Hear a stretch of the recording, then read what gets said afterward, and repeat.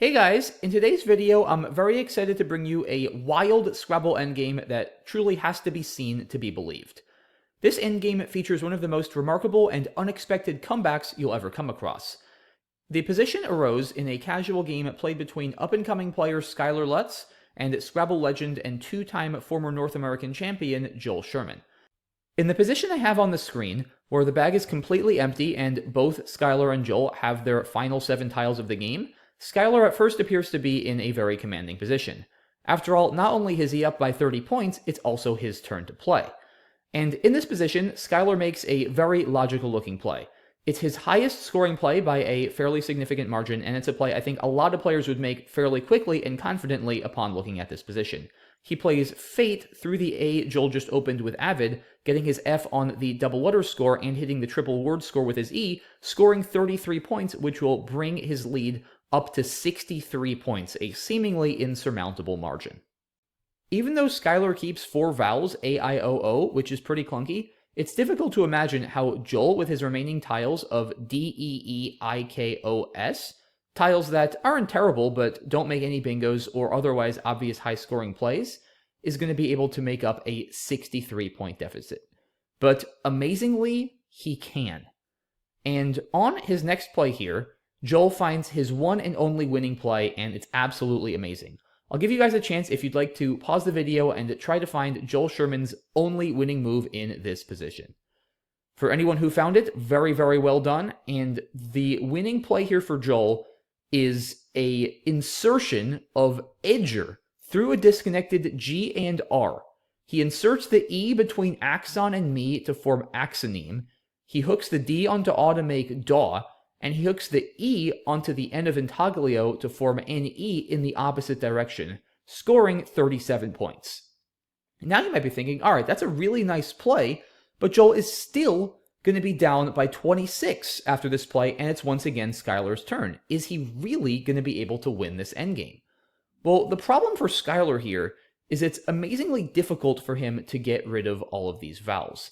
And there's actually no way for him to do it in the span of 2 turns. So what that means is Joel is going to get not just 1, but 2 more turns after his play of edger. And Skyler here makes his highest scoring play, dropping his I with XI and IT for 11 points, increasing his lead to 37. And here, recognizing that with AOO, Skyler is going to need at least 2 more turns to play out, Joel uses his own O to play ow and on for 9 points, taking away the best spot for one of Skyler's O's.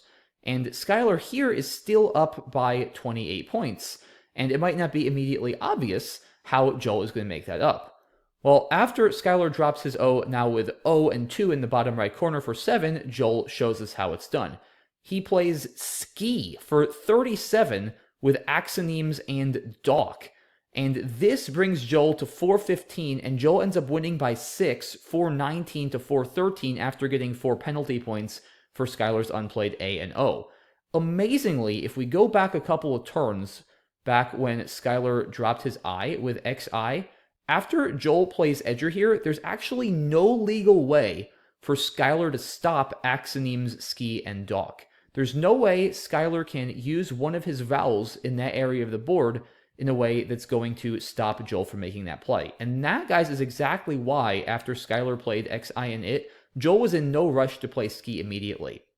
It's true that ski would have won in this position for Joel, but Joel nets a few more points by playing on and out first to stop Skyler from going there himself, because again, there's nothing Skyler can do about the impending 37-point outplay of axonemes, dock, and ski. So part of what makes Joel's play of edger in this position so remarkable is not only is it an amazing insertion play, but it also is an amazing setup. It scores 37 points and sets Joel up for another unblockable 37-point play. And those two things combined are truly remarkable. After edger, Skyler is completely sunk despite having held a whopping 63-point lead before the play. Wild, wild stuff. And that does beg the question, is there something Skyler should have done instead of making the seemingly obvious play of Fate in the original position? And the answer does turn out to be yes. Skyler does have a number of winning plays here, and again, the play Skyler made here is very understandable. I think the vast majority of players would look and see they have a 33-point play there and just figure, I have 4 vowels, but I'll be able to get rid of them sooner or later, and how the heck is my opponent making up 63 points? Especially after I just blocked what appears to be the best spot on the board for scoring by far. So, completely understandable why Skyler made this play. However, he theoretically does need to foresee what's about to happen if he wants to win this game. And there's a couple of ways he could do that. One such way to do that is to ensure Skyler preserves the ability to block Joel's second 37-point play.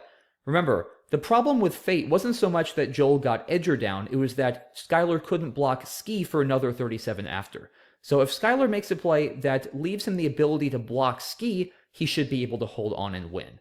One such way that Skyler could do this is to play the word Philo for 15 points through the L of Alway. Now, the key difference is if Joel plays Edger once again, Skyler has a T, and dot is a word, so Skyler can not only play dot, he can go out with Toya for 13, ending the game and winning very easily. As such, Joel will get his first 37-point play down, but he'll never get his second one down. It's worth mentioning that Joel is not going to get enough points by trying to use the bottom left triple himself if Skyler does opt to leave it open. For instance, the play of Kadi for 42, which would get Joel to within 3 points, is going to fall easily if Skyler finds his amazing response of Gavit for 32 that Joel's play opens up. Even if Skyler doesn't see this and plays something like Avert for 16 through the V and the R on the K column, I'll leave you guys to check that with Joel not playing out with EEOS and Skyler easily going out with just his remaining O on his next turn, Skyler is going to win easily. So after Philo, in this position, Joel will be unable to win.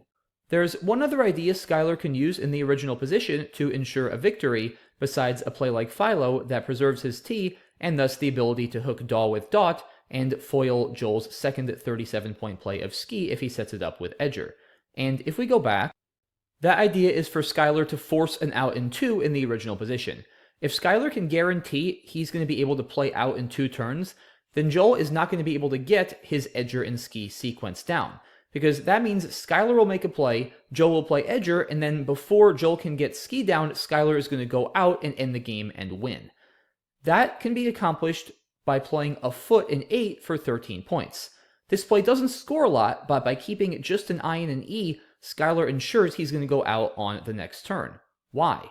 Well, Skyler has 2 places to play both of these tiles, and they are far enough apart on the board.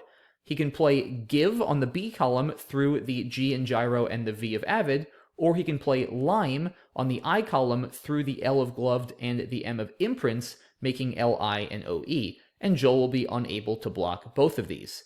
As such, after this play, Joel's best bet is going to be simply scoring as many points as he can while getting rid of as many tiles as he can. Sked for 40 in the top left will get Joel to within 3, but that's going to fall well short after Skyler goes out with Give, and of course wins comfortably by a final score of 397 to 372.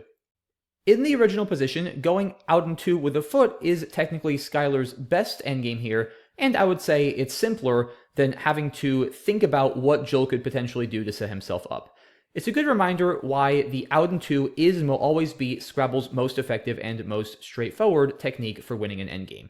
If you see a play in an endgame that goes out in 2 and guarantees a win, generally speaking, it's best to just take it. Sometimes you'll need to rely on a more complicated sequence to win an endgame, and if you have to, it's always good to look for those.